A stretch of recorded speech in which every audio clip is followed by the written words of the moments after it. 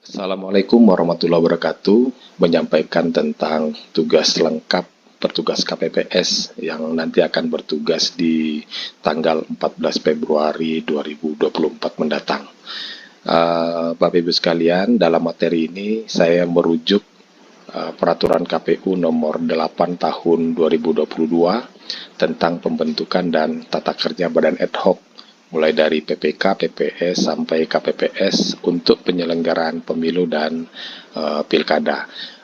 Juga materi ini saya combine dengan Peraturan KPU nomor 25 tahun 2023 tentang pemungutan dan penghitungan suara. Kita lanjut, tugas, wewenang, dan kewajiban KPPS ini saya satukan dan saya sesuaikan atau kombinasikan dengan peraturan KPU tentang pemungutan suara. Saya sederhanakan agar teman-teman KPPS dapat memahami dengan mudah. Yang pertama, mengumumkan daftar pemilih tetap, daftar pemilih tambahan, dan daftar pasangan calon presiden dan wakil presiden, daftar calon tetap mulai dari DPR, DPD, DPRD provinsi, dan DPRD kabupaten kota di TPS dengan cara menempelkan di papan pengumuman TPS. Ini dilakukan sebelum pemungutan suara dilakukan. Kemudian menyerahkan daftar pemilih tetap dan daftar pemilih tambahan kepada saksi peserta pemilu yang hadir dan kepada pengawas TPS. Ini wajib disampaikan. Kemudian melaksanakan pemungutan dan penghitungan suara di TPS dan membuat berita acara dan sertifikat hasil pemungutan dan penghitungan suara dan wajib menyerahkan kepada saksi peserta pemilu, pengawas TPS, PPS, dan PPK melalui PPS. Jadi berita acara dan sertifikat hasil ini satu formulir, tidak terpisah, wajib disampaikan dan ada ancaman pidananya kalau petugas KPPS tidak menyampaikan berita acara dan sertifikat hasil pemungutan dan penghitungan suara ini kepada saksi, kepada pengawas. Kemudian lanjut, tugas KPPS menyampaikan surat pemberitahuan kepada pemilih sesuai dengan daftar pemilih tetap. Jadi ini dilakukan sebelum hari H. Jadi ada, kalau dulu namanya C6, sekarang C surat pemberitahuan kepada pemilih. Kemudian menyampaikan kembali surat pemberitahuan yang tidak terdistribusi kepada KPPS. Jadi sampai tanggal 13 masih ada C pemberitahuan yang tidak terdistribusi kepada pemilih, maka surat pemberitahuan pemilih itu dikembalikan kepada PPS. Kemudian mengumumkan hasil penghitungan suara. Ini sama dalam Undang-Undang 7 2017 juga diwajibkan kepada KPPS mengumumkan hasil penghitungan suara di TPS. Karena ada lagi-lagi ada ancaman pidananya kepada KPPS yang tidak mengumumkan hasil penghitungan suara di TPS. Kemudian menindaklanjuti dengan segera temuan dan laporan yang disampaikan. Kemudian lanjut, menjaga dan mengamankan keutuhan kotak suara setelah penghitungan suara dan setelah kotak suara tersegel. Kemudian menyerahkan kotak suara tersegel yang di dalamnya berisi surat suara, sertifikat hasil kepada PPK dan kepada PPK melalui PPS pada hari yang sama. Kemudian melaksanakan tugas lain sesuai ketentuan peraturan perundang-undangan. Nah, kemudian tugas-tugas KPPS selanjutnya akan saya kategorisasikan dalam 3 tahap. Yang pertama tahap persiapan. Ketua KPPS dia harus memberikan penjelasan kepada anggota KPPS dan petugas ketertiban tentang tugas-tugas masing-masing, mulai dari KPPS 1 atau Ketua KPPS, KPPS 2 sampai KPPS 7.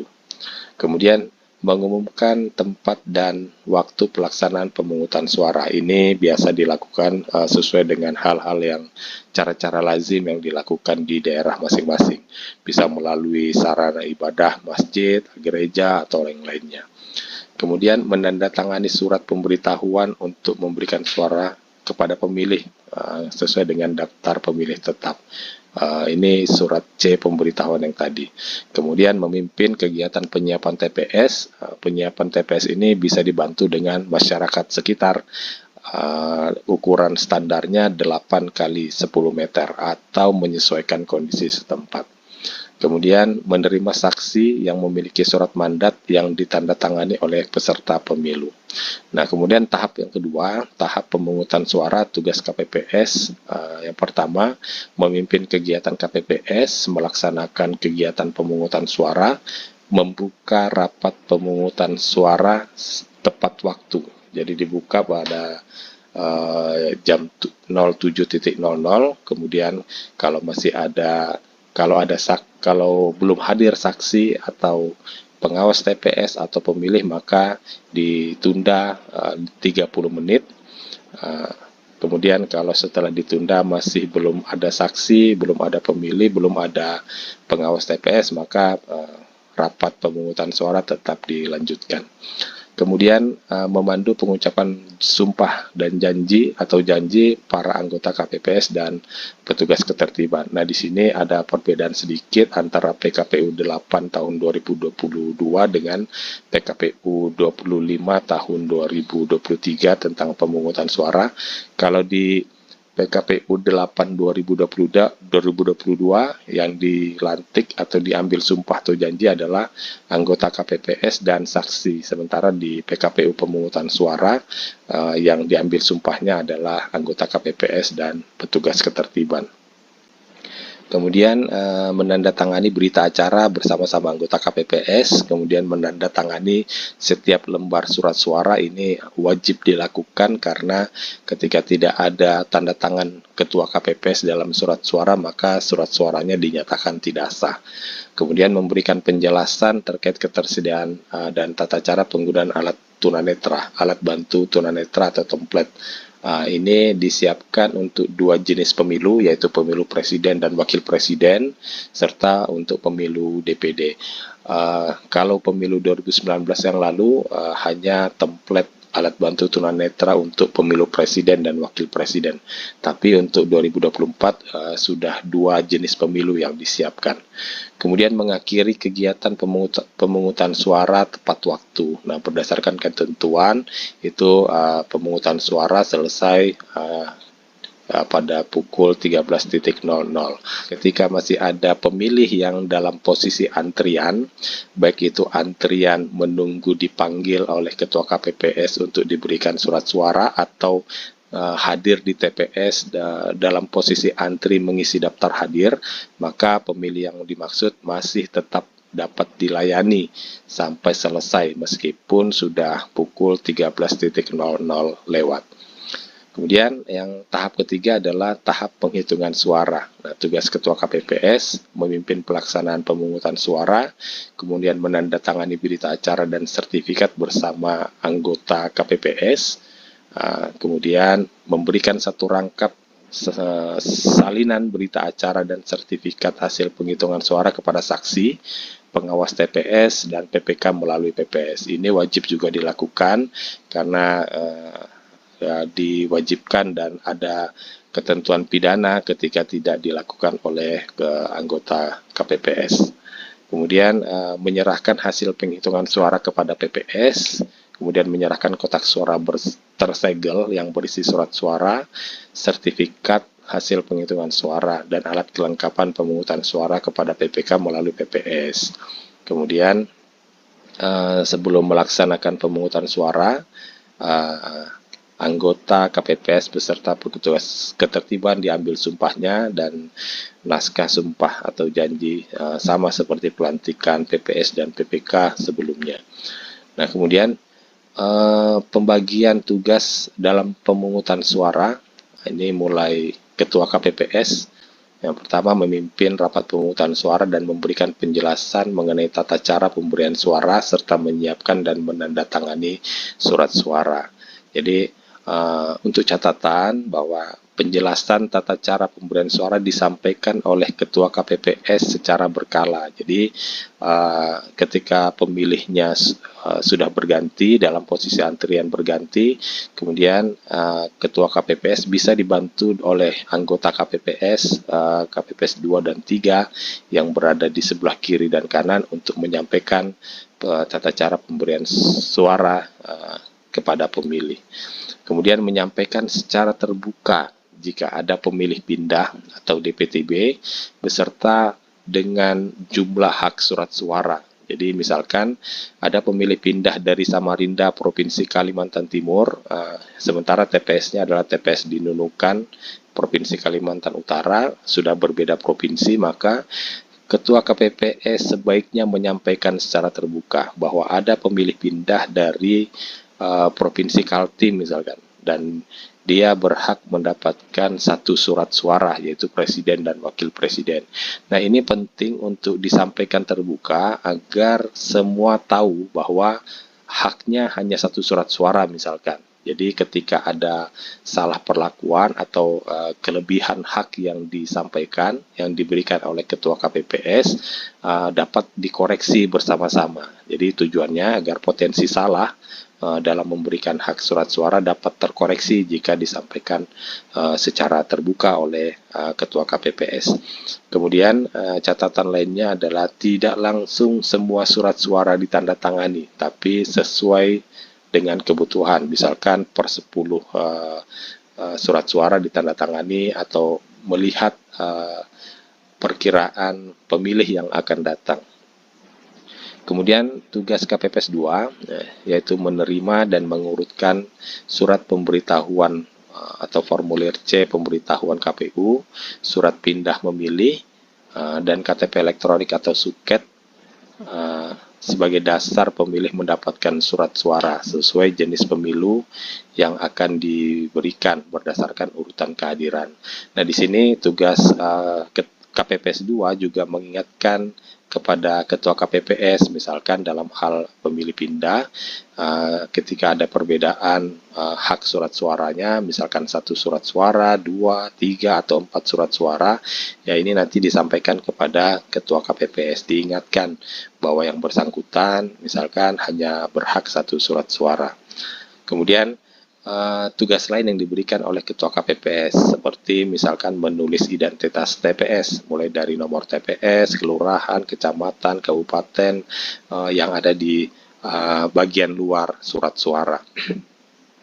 Jadi untuk catatan Ketua KPPS sebaiknya memperhatikan dan memastikan Ketua KPPS memberikan surat suara sesuai haknya, jumlah dan jenis pemilunya. Jadi Ketua KPPS 2 ini memperhatikan misalkan pemilih DPT, ya Ketua KPPS memberikan hak penuh 5 surat suara yang berbeda mulai dari presiden sampai kabupaten kota, tidak tidak kurang atau surat suaranya tidak lengkap. Jadi dipastikan KPPS mengingatkan atau melihat Ketua KPPS dalam memberikan surat suara sudah sesuai jumlah, jenis, dan hak dari pemilih yang bersangkutan.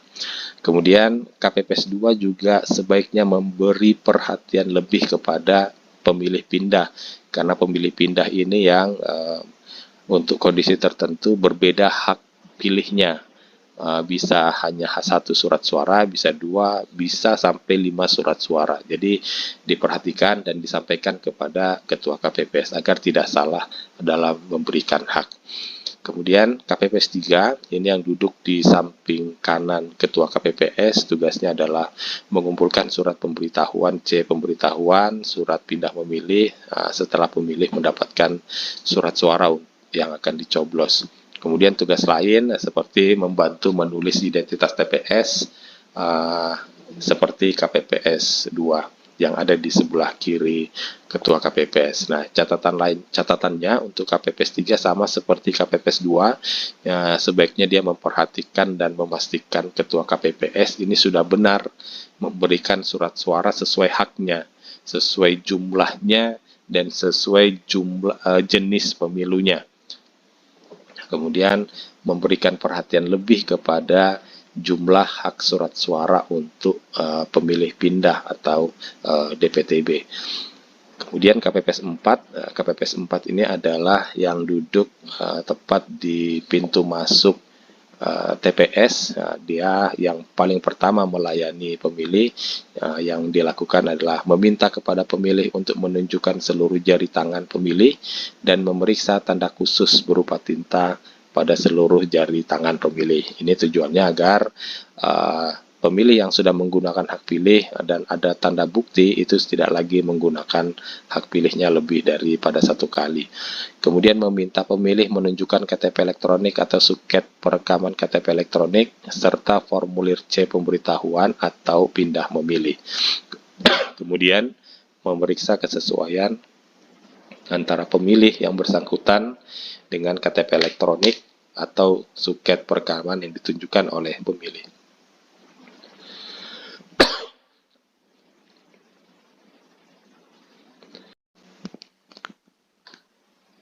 Kemudian apabila pemilih terdaftar dalam DPT, kemudian memeriksa kesesuaian nama pemilih antara formulir C pemberitahuan dengan KTP elektronik atau suket dan memeriksa kesesuaian nama pemilih yang tercantum dalam salinan DPT. Nah, kemudian memberi tanda pada kolom nomor urut dalam salinan DPT formulir model A Kapko.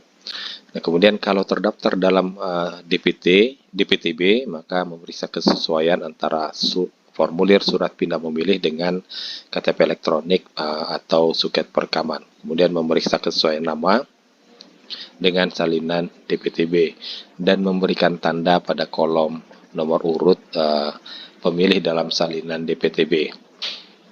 Kemudian apabila tidak terdaftar dalam DPT, tidak terdaftar dalam DPTB, KPPS 4 memeriksa kesesuaian antara pemilih yang bersangkutan dengan KTP elektronik yang ditunjukkan oleh pemilih dan memastikan yang bersangkutan tidak terdaftar dalam DPT dan DPTB. Nah, untuk memastikan yang bersangkutan tidak terdaftar dalam DPT dan DPTB, ini bisa dilakukan secara online di cek DPT online. Kemudian KPPS 5, ini yang duduk di sebelah KPPS 4, satu meja dengan KPPS 4. Setelah diverifikasi oleh KPPS 4, kemudian KPPS 5 meminta pemilih untuk menandatangani formulir daftar hadir bagi DPT. Kemudian daftar hadir DPTB untuk pemilih DPTB, kemudian formulir DPK untuk pemilih DPK. Kemudian menuliskan nama pemilih dan jenis disabilitas atau pemilih disabilitas yang belum tercantum dalam daftar hadir DPT atau DPK. Kemudian mempersilahkan pemilih menempati tempat duduk yang telah disediakan. Kemudian untuk catatan KPPS 5 bahwa KPPS 5 harus memastikan pemilih yang sudah bertanda tangan dalam daftar hadir, dia menggunakan hak pilihnya. Kenapa?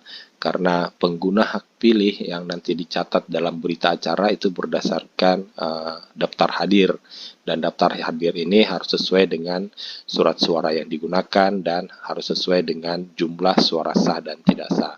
Nah, ketika dia sudah bertanda tangan tapi ternyata tidak jadi menggunakan hak pilihnya, misalkan pemilih sudah bertanda tangan, kemudian dalam tahap antrian menunggu ketua KPPS memanggil, ternyata pemilih itu meninggalkan TPS, entah itu ada keperluan lain, entah itu ada hajat dan sebagainya, sehingga tidak menggunakan atau tidak jadi menggunakan hak pilihnya. Maka yang harus dilakukan adalah KPPS 5 harus mengkoreksi atau menyesuaikan bahwa dia tidak jadi memilih. Tanda tangannya harus disesuaikan atau dihapus atau dikoreksi. Karena ketika tidak dikoreksi, maka jumlah pengguna hak pilihnya akan berbeda dengan surat suara yang digunakan dan jumlah suara sah dan tidak sah.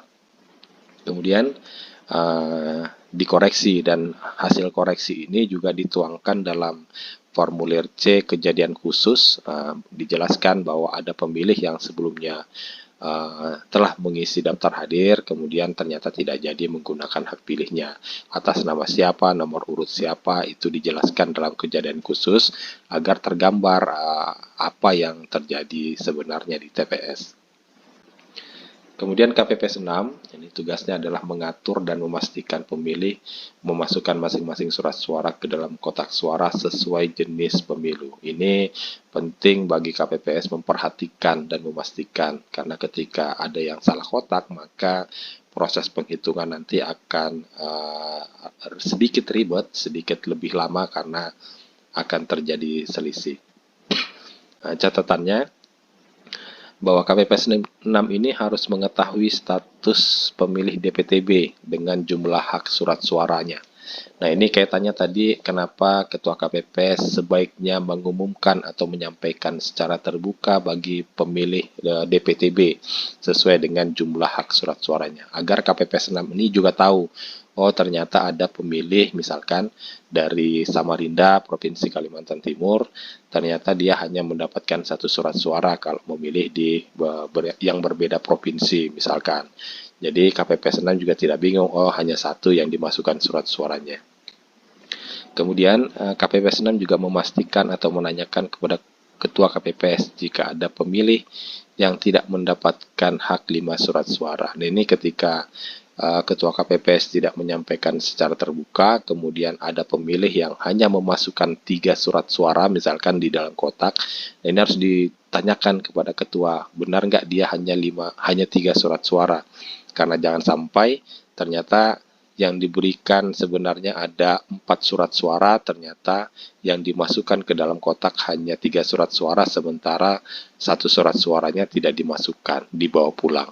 Nah, ini akan membingungkan KPPS nanti, karena nanti antara pengguna hak pilih dengan surat suara yang ada di dalam kotak suara itu menjadi berbeda atau selisih. Nah, kemudian KPPS 7 ini mengatur pemilih yang akan keluar TPS dan memberikan tanda khusus berupa tinta. Ini catatannya bahwa KPPS 7 ini sebaiknya membantu KPPS memperhatikan pemilih dan memastikan pemilih yang sudah bertanda tangan dalam daftar hadir itu menggunakan hak pilihnya.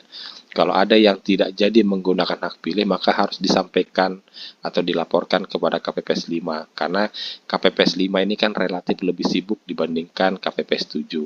Nah, KPPS 7 yang relatif tidak lebih sibuk dibandingkan KPPS 5, ketika ada pemilih yang tidak jadi menggunakan hak pilihnya, maka dia harus sampaikan ke KPPS 5.